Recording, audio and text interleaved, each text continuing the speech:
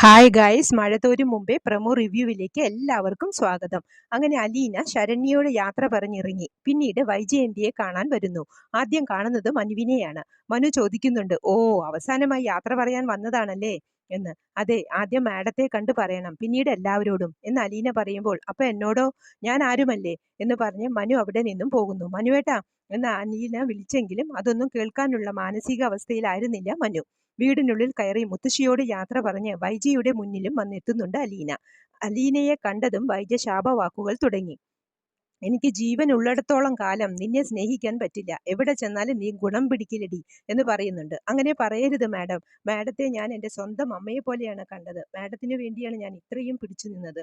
ഞാൻ ഇവിടെ നിന്നും ഇറങ്ങിയാൽ മാഡം എല്ലാ സത്യങ്ങളും അറിയും. മാഡത്തിന് ആഗ്രയിൽ അന്യപുരുഷനോടൊപ്പം ഒരു ജീവിതം ഉണ്ടായിരുന്നില്ലേ എന്ന് അലീന ചോദിക്കുമ്പോൾ വൈജയന്തി ആകെ പേടിച്ചു ഞെട്ടുന്നുണ്ട്.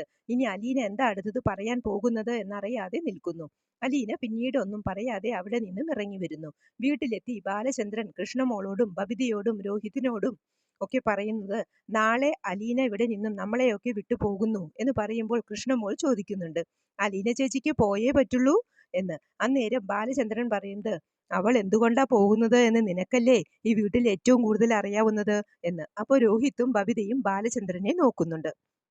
പിന്നീട് രാത്രി കൃഷ്ണമോളും അലീനയും കെട്ടിപ്പിടിച്ചു കിടക്കുമ്പോൾ അലീന പൊട്ടിക്കരയുന്നുണ്ട്. നമുക്ക് എന്നെങ്കിലും ഒരുമിച്ച് ഈ വീട്ടിൽ കഴിയാൻ സാധിക്കുമെന്ന് തോന്നുന്നില്ല.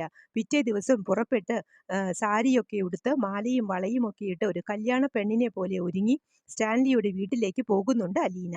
വൈജയന്തി എന്ന സ്വന്തം അമ്മയുടെ വേലക്കാരിയിൽ നിന്നും സ്വന്തം അച്ഛൻ്റെ രാജകുമാരിയിലേക്ക്. അങ്ങനെ മഴ പെയ്തു തോർന്ന വഴിയിൽ നെഞ്ചിലേറ്റ മുറിവുമായി നമ്മുടെ അലീന പടിയിറങ്ങുന്നതാണ് പ്രമോ ആയി കാണിക്കുന്നത്. പ്രമോ ഇഷ്ടമായെങ്കിൽ ലൈക്ക് ചെയ്യാനും ഷെയർ ചെയ്യാനും സപ്പോർട്ട് ചെയ്യാനും സബ്സ്ക്രൈബ് ചെയ്യാനും മറക്കരുത്. അടുത്തൊരു എപ്പിസോഡിൻ്റെ പ്രമോവുമായി വരുന്നതുവരെ കാത്തിരിക്കുക.